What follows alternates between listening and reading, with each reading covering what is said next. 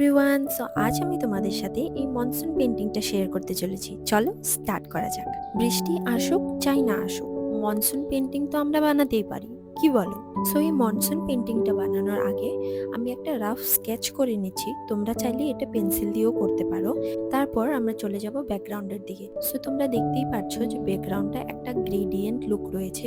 তো সেই জন্য আমি প্রথমে ব্ল্যাক, তারপর ব্রাউন, দেন আস্তে আস্তে ইয়েলো কালার দিয়ে একটা গ্রেডিয়েন্ট লুক দিচ্ছি। তোমরা চাইলে কপিটাকে ঘুরিয়ে নিয়ে ভালো করে ব্লেন্ডিং করতে পারো, যেমনটা আমি করেছি ভিডিওতে তোমরা দেখতেই পাচ্ছ। যেহেতু আমি এই পেন্টিংটা একটা রাতের সিনারিও বানাচ্ছি, তাই আমি গাছের জন্য পুরো ব্ল্যাক ইউজ করছি আর কিছু কিছু green and yellow shade use করছি।